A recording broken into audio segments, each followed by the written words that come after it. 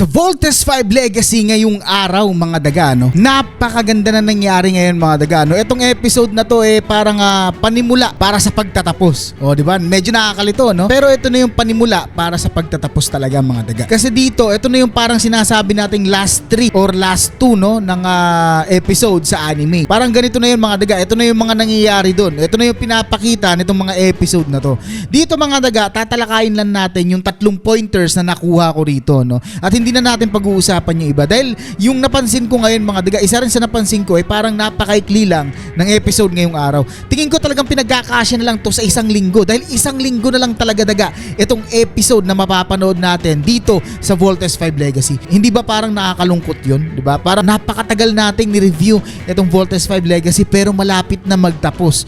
Pagkatapos kong i-review to itong isang araw na to, itong ngayong Lunes, 4 na araw na lang tapos na itong Voltes 5 Legacy. So talagang marami na akong marami na akong naiisip, ang dami ko nang naaalala, kumbaga nag-flashback na nga rin lahat. At speaking of flashback mga daga, dito nga umpisahan natin yung flashback moment nitong Voltes 5 Legacy ngayong araw, di ba? At ito yung pinakaunang pointers ko. Ano ba yung mga napansin ko dito sa flashback ng Voltes 5 Legacy ngayong araw? Dito mga daga makikita natin na oo nga no, 16 na nga pala na Beast Fighter talaga yung nakalaban nila. Dahil nung binilang ko mga daga, 16 na nga. Medyo naguluhan kasi ako dun daga, no? Ay iniisip ko kasi nakala ko isa lang ang bilang dun sa mga nag-vault in.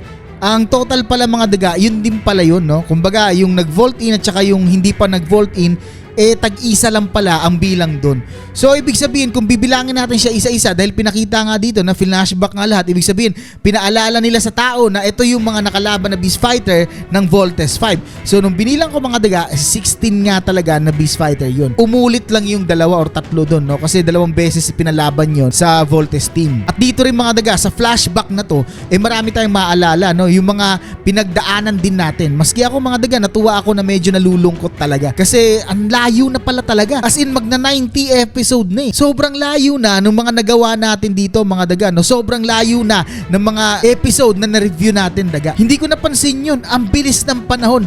90 days kung susumahin natin yun, mahigit 3 buwan. 3 buwan daga. Tayo nagsama-sama. Grabe. Sobrang grabe yan daga, no? Kaya maraming salamat, no, sa mga nanood pa rin at sa mga nag-i-stay hanggang ngayon, no? Hanggang matapos itong Voltes 5 Legacy.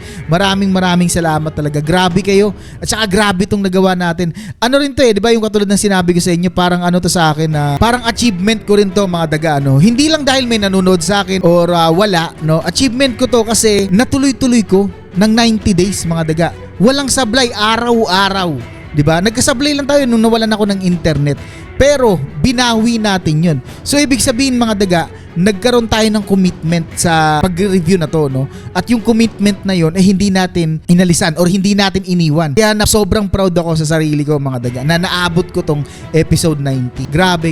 Kaya doon mga daga, sana na-appreciate nyo rin yun, no? Dahil ako na-appreciate yung sarili ko. Goal ko yun Parang naging goal ko na siya na kumpletuhin tong Voltes 5 Legacy episode. So, ang galing. Congratulations sa akin and sa inyo. Grabe. Malapit na talaga magtapos.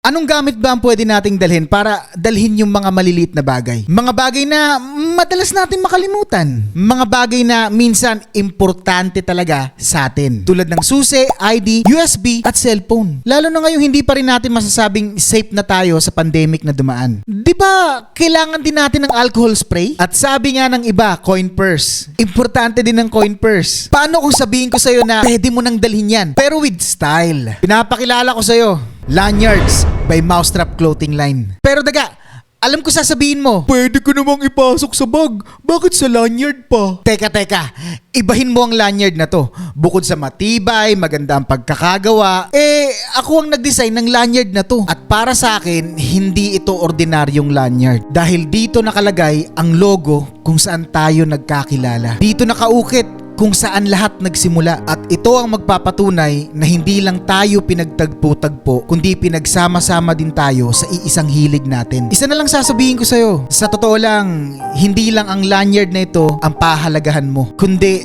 ang mga panahong nagkausap tayong lahat at ang mga usapang na ibalik ka sa pagkabata mo. Daga, tandaan mo, hindi sa presyo magkakatalo, kundi sa sentimental na halaga sa atin ng bagay na to.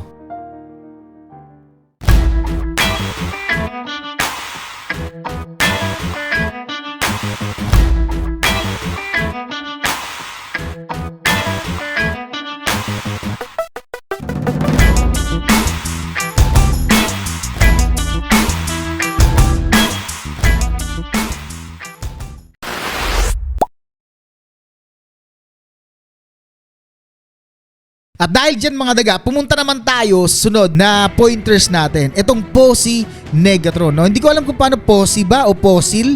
Kasi sa anime parang Posil nga to, itong salita dito. Pero dito parang Posi. No? Parang Posi lang, Posi Negatron. No? Diba sinabi natin nagtatawagin na lang natin siyang Megatron.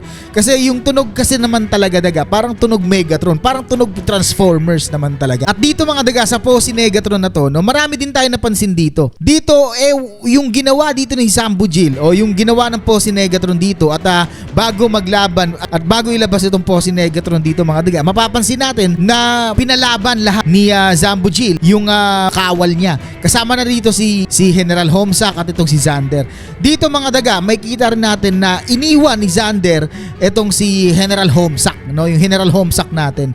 At doon nga mga daga, nagtapos ang kwento ni General Homestuck. Grabe yung pagtatapos na yun. Napakasaglit lang no, nawala ni General Homestuck dito. Parang kinain lang talaga siya at ginawa siyang abo nitong at si Xander nga ay nakawala lang dito. Dito mga daga, makikita natin na itong gobyerno o yung nagpapatakbo sa planeta nila wala talagang sinasanto. Bahala na, no? Basta mapagtagumpayan niya yung gusto niyang mangyari dito sa Voltes team. Pero alam naman natin mga daga na hindi niya kayang talunin to, no? Kahit nagamitan niya na to ng Posi Negatron, makakaalis lang talaga siya. At yun nga ang nangyari mga daga. Nakaalis lang itong Voltes team dito. Makikita rin natin dito yung Camp Big Falcon, no? Na napakagrabe, napakaganda ng Camp Big Falcon dito sa Kalawakan. At dito rin mga daga, makikita natin yung laban ni Voltes 5 dito sa Kalawakan. No, parang first time ko makita si Voltes 5 na lumaban sa Kalawakan talaga. At napakaganda nung blend, nung kulay ni Voltes 5 sa Kalawakan. Ang ganda pag tinitingnan ko para ako may naaalala mga palabas nung bata ako, no? Yung parang spaceship something din. Parang parang Star Wars na luma, parang maraming nagbabalik sa utak ko na kaparehas nung scene na yon. So napakaganda talaga mga daga, no? Ang ganda ng ginawa nila dito dahil parang ito nga yung masasabi mo nostalgic, di ba? Na experience or nararamdaman mo dito sa episode na to. So grabe din to itong episode na to. At speaking of Zambujil mga daga, no? Puntahan naman natin yung pangatlong pointers natin para ngayong araw, no? Ito yung last pointers natin, yung patungkol naman kay Zambujil. Dito mga daga, may kita talaga natin, no? Katulad na sinabi ko sa inyo kanina na napakagunggong talaga nitong ni Zambujil. Sobrang sobrang wala siyang pakialam. Kung maiintindihan lang talaga, no? Kung naiintindihan na natin ang kwento ng Voltes 5 nung bata pa tayo. Kasi sa totoo lang, hindi naman talaga natin iniintindi yung kwento ni Voltes 5 nung bata tayo. Hindi. Ang iniisip kasi natin doon, mga daga, yung parang saya lang. 'Di ba? Yung nakakatuwang panoorin at napakaganda panoorin. Pero yung meaning talaga nitong Voltes 5 hindi natin naiintindihan.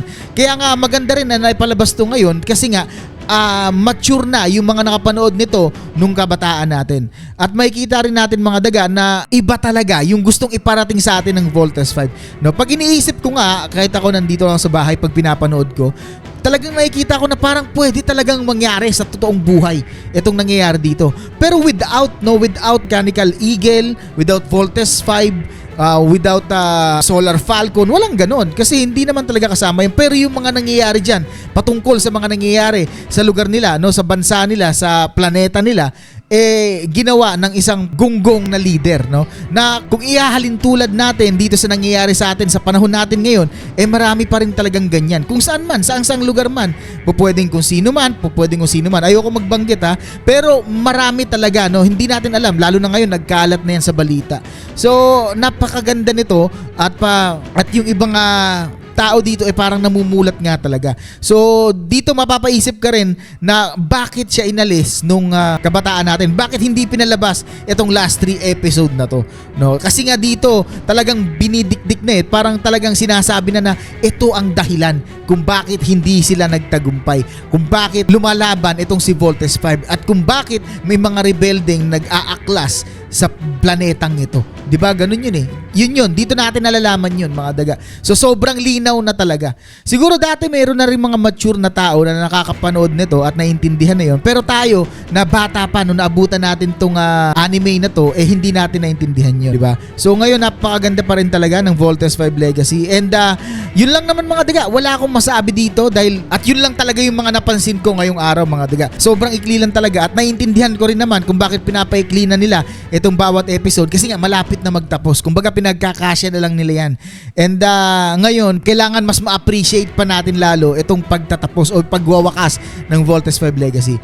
So tingin ko mga daga, hanggang dito na lang to. Ikaw, anong masasabi mo daga sa episode ngayong araw? Natuwa ka ba? Nagulat ka ba? And na-appreciate mo rin ba na patapos na nga itong Voltes 5 Legacy? I-comment mo sa baba daga. Huwag mong kalimutan. Siyempre, huwag mo rin kalimutan mag-like, share, and subscribe. At kung gusto mo umorder ng MTCL lanyard, available pa rin yan mga daga, no? Yung link nasa description. Ikaw na bahala dyan. So paano ba yung mga daga? Hanggang dito na lang tong video na to. Kita-kita tayo uli bukas. Peace!